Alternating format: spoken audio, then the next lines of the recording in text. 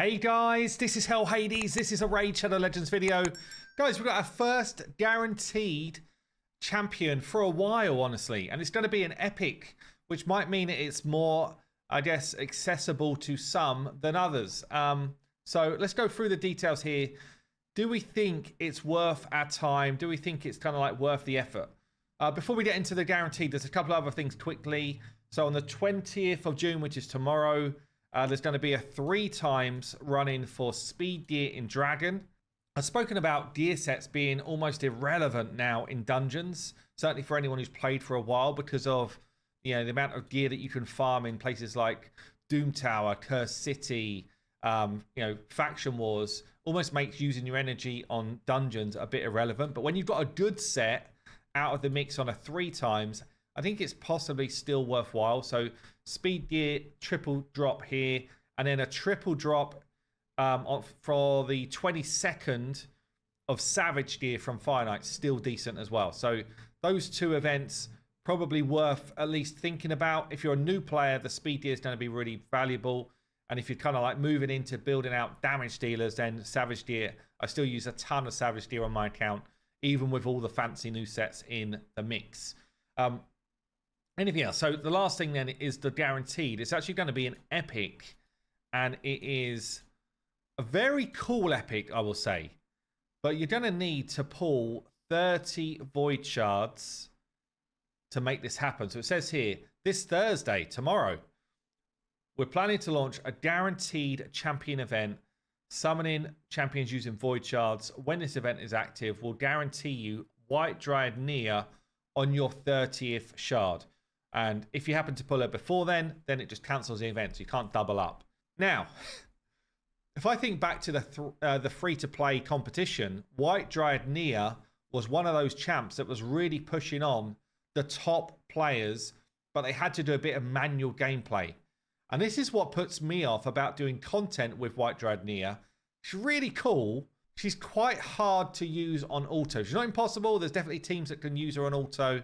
In fact, Wixwell teams are using her on auto in some situations, but she's quite tough to use. So let me talk you through what's going on. AoE decreased speed on the A1. The best place for this is Hydra. It's really valuable in Hydra, especially when it becomes a 50% chance. Decreased speed's one of the best debuffs you can get out there for Hydra. The A2, this is what makes her so unique. She does a cleanse, a massive heal, and then basically reduces the cooldown of skills on a target by 2 turns. This is on a 3-turn cooldown if you book it. The heal basically keeps them topped up. Now, this will always target the leader of your team if everybody is even in terms of like the health pools. Or if everybody's got like no debilitating debuffs. But the trouble is, if suddenly everyone starts taking smacks on auto, she'll be like, well, who's the most vulnerable? Who do I need to protect? And she'll just randomly cast this all over the shop. I've seen White Dryad Nia used in like Trunda style teams in Hydra doing massive damage. Also in the new kind of like Yannicka insane damage Wixwell teams as well. And she's super valuable for that. But as I say, it's quite challenging to make sure that the cooldown reduction goes in the right place. If you're happy to manual content like Hydra and Clan Boss and your earlier game, this skill is super good because you're always putting it on the person that you want to get the skills back on. And it's either a damage dealer pumping out these big hits, or it's someone like a Wixwell doing his shield extension. Like there's a whole bunch of use cases for this. So it actually becomes really cool. She's also got this ability on the A3, which is Ally Protect and Strengthen on a 3-turn cooldown, which is great for Clan Boss as well. So, yeah, I don't know. Super interesting epic, honestly. Whenever this champion's healed, heals each ally except this champion for 20% of that heal as well on the passive. It's a tricky one. Like, if I'm like, is she worth 30 void shards? Feels a little bit heavy for an epic. You know, if it was 20, I'd be like, damn, that feels better. But 30 feels a bit weighty. Especially if you're pulling outside of any other event.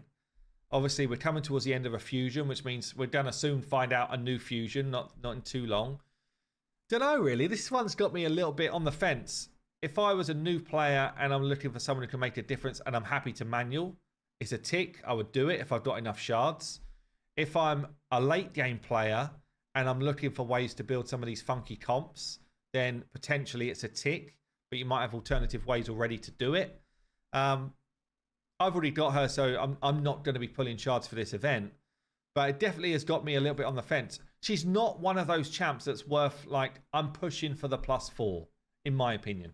It'll make her more tanky, it'll make her easier to build, but you don't really get the value like you do out of some of the nukers. So for me, that's not the direction.